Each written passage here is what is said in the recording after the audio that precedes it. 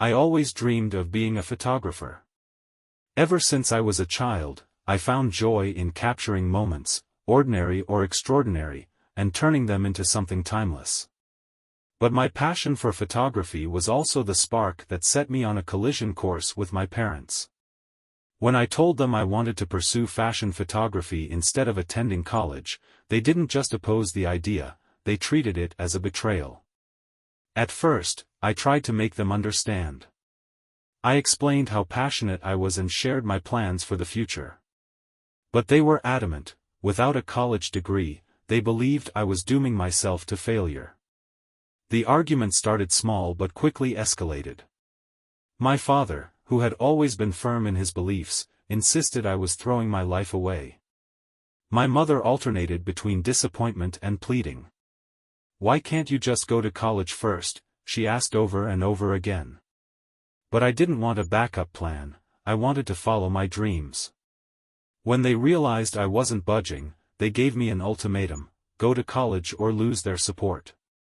They made it clear that if I chose photography, I was on my own. At just 18, the weight of that choice was almost too much to bear. But in the end, I chose photography. As promised, my parents cut me off completely.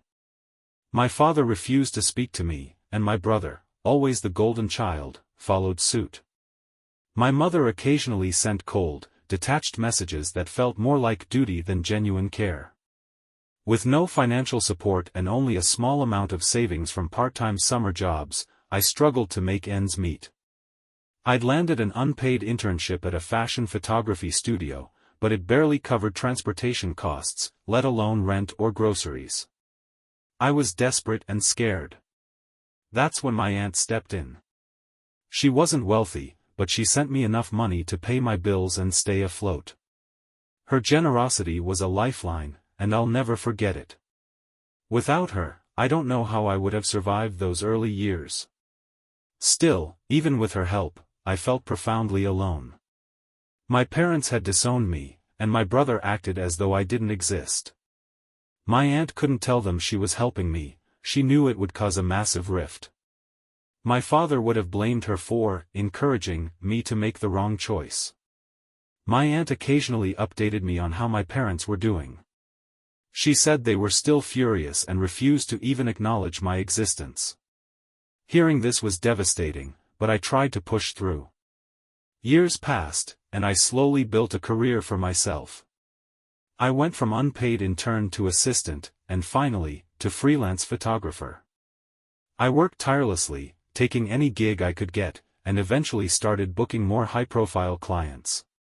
By my mid-20s, I was earning 6 figures annually, a milestone I never imagined reaching so quickly. But none of this mattered to my parents. Despite my success, my parents remained distant. They'd occasionally invite me home for holidays, but the invitations always felt obligatory. After years of silence, I decided to accept their invitation one year, hoping for some kind of reconciliation. When I arrived, I quickly realized their behavior hadn't changed. My parents were polite but detached, as if I were a distant acquaintance instead of their child. They seemed more concerned with appearances than genuinely mending our relationship. Later, my mother admitted as much. She told me they decided to reconnect because they didn't want to be seen as the kind of parents who didn't support their children. It was about maintaining their image, not about actually valuing my choices or accomplishments. Disappointed but not surprised, I decided to maintain some level of contact, hoping things would improve. But no matter what I achieved, my parents never showed the same pride they had for my brother. My brother, always their favorite, had graduated with a business degree and started working with one of my dad's friends. His career seemed tailored to impress my parents, and they never missed an opportunity to brag about him. Meanwhile, they dismissed my accomplishments. When I offered to help them financially, they refused. They claimed they couldn't accept money from me because my career was too unstable. It wasn't about stability, though, it was about control. My success didn't fit their narrative, so they chose to ignore it. Over time, I stopped trying to earn their approval. I visited during family gatherings but kept my distance otherwise. Every visit felt like an uphill battle, with them criticizing my career and questioning my choices. Eventually, I stopped going altogether. The estrangement deepened until we barely spoke. My cousin, who had always been a source of emotional support, was one of the few family members I stayed close to. She knew everything I'd gone through and always encouraged me to focus on my happiness, not my parents' approval. Recently, she got engaged, and though I couldn't attend her engagement party because of an illness, she later told me about an incident that reignited the drama. At the party, my parents were bragging about my brother's recent promotion. My cousin, frustrated by their constant favoritism, decided to speak up. "You must be so proud to have 2 children earning 6 figures," she said, casually dropping the fact about my income. My parents were stunned. They had no idea I was doing so well because I'd never told them. The next day, they called me for the first time in years. At first, I thought they wanted to congratulate me. Instead, they demanded to know if it was true that I'd been earning 6 figures. Thinking they might finally respect me, I admitted it was. But instead of pride, their reaction was anger. Their anger blindsided me. Rather than celebrating my success, my parents accused me of withholding vital information. They claimed I'd deceived them, forcing my brother to shoulder all the financial responsibility for years. They insisted that if they'd known how much I was earning, they never would have relied so heavily on my brother. Then, to make matters worse, they demanded I pay $50,000 in what they called reparations to even things out. They argued that I'd shirked my responsibilities as their child and now owed them, and my brother, a financial apology. I was speechless. Their entitlement was staggering. I reminded them that I had offered to help them in the past, but they'd turned me down. They dismissed this, claiming I should have been more transparent about my income. Their complete lack of self-awareness infuriated me. They had disowned me, refused to acknowledge my achievements, and now they were treating me like a bank account. I couldn't hold back, I laughed in disbelief and hung up. After the call, I immediately reached out to my cousin to get the full story. She confirmed that she'd mentioned my income during the engagement party and apologized for inadvertently setting off the chain of events. But I didn't blame her, she hadn't done anything wrong. The following days were a blur of phone calls, texts, and emails from my parents. They used burner numbers when I blocked their main one, and their messages were filled with accusations and guilt trips. They claimed I'd been selfish and deceitful, insisting I owed them for raising me. As if that wasn't enough, my brother reached out as well. He said he didn't want to pick sides but admitted he agreed with our parents to some extent. He felt that I should have been clearer about my income if I wanted them to accept my help. He also argued that supporting our parents was our shared responsibility, regardless of how they'd treated me. His message felt like a betrayal. While he hadn't mistreated me directly, he'd never defended me either. I told him that I respected his dedication to our parents, but I didn't share his sense of obligation. They had made it clear that I wasn't their priority, so I saw no reason to prioritize them in return. After sending that message, I blocked my brother as well. For years, I'd tried to maintain a relationship with my family, but it was clear they didn't value me unless they could benefit from me. I decided I was done. Unfortunately, my parents weren't. When they found out I'd been financially supported by my aunt during my early years, they turned their anger on her. My father accused her of enabling me and claimed she'd driven a wedge between us. He even blamed her for encouraging my cousin to speak out at the engagement party. It was a desperate attempt to shift responsibility, and my aunt wasn't having it. She blocked them as well, but not before giving them a piece of her mind. She reminded them that they'd made their choices, and now they had to live with the consequences. But my parents weren't content to let things go.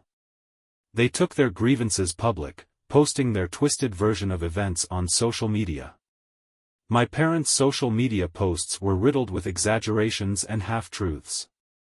They painted themselves as victims, claiming they'd been abandoned by an ungrateful daughter and betrayed by a meddling sister. They insisted my aunt had manipulated me into pursuing a frivolous career and accused me of lying about my income to avoid supporting them. They didn't stop there. They blamed my aunt for my cousin's outspoken behavior at the engagement party, suggesting her parenting had been as faulty as her sisterhood. It was a dramatic, self-serving narrative, and while it didn't hurt me directly, it was deeply frustrating. My aunt and I initially tried to handle things privately, messaging my parents and asking them to take the posts down. They ignored us, doubling down on their victimhood. When reasoning failed, I threatened legal action, but they likely saw it for what it was, a bluff. Despite their antics, most of the family wasn't buying their version of events. In fact, the posts seemed to backfire. Relatives who'd remained silent for years began reaching out to express their support. Many admitted they'd noticed the favoritism toward my brother and had quietly disapproved of how my parents had treated me. Eventually, my aunt and I decided to respond publicly. We posted a clear, factual account of the situation, detailing my parents' decision to cut me off, their refusal to accept my offers of help, and their recent demands for money. We avoided attacking them personally, focusing instead on correcting their false narrative. The response was overwhelmingly positive. Dozens of relatives commented in support, many sharing their own observations of my parents' behavior over the years. It was heartening to see so many people standing up for me, but not everyone was pleased. My brother, who had largely stayed out of the public drama, sent me an email after seeing our post. He accused me of escalating the situation and making it harder for him to mediate with our parents. He said I was stooping to their level and claimed he'd been close to convincing them to take their posts down before I intervened. His email was deeply frustrating. I wasn't the one who had taken this public, my parents had. I only responded to defend myself and my aunt, who had been unfairly targeted. Still, it was clear my brother had chosen their side, and I realized there was no point in trying to change his mind. By this point, I'd blocked my parents, and I decided to block my brother as well. He'd made his choice, and I needed to focus on people who truly supported me. Months later, my cousin's wedding finally arrived. As her maid of honor, I was deeply involved in the planning and preparation, which gave me a welcome distraction from the family drama. A month before the wedding, my cousin confirmed that my parents and brother hadn't been invited. She explained that after everything they'd done, she and my aunt didn't want them there. The wedding was meant to be a celebration of love and unity, not a stage for more conflict. My parents, of course, were furious when they realized they weren't invited. They showed up at my aunt's house unannounced, demanding an explanation. My father accused her of dividing the family over a minor issue, conveniently ignoring the fact that he'd disowned me years ago. My aunt stood her ground, reminding him that his actions had consequences.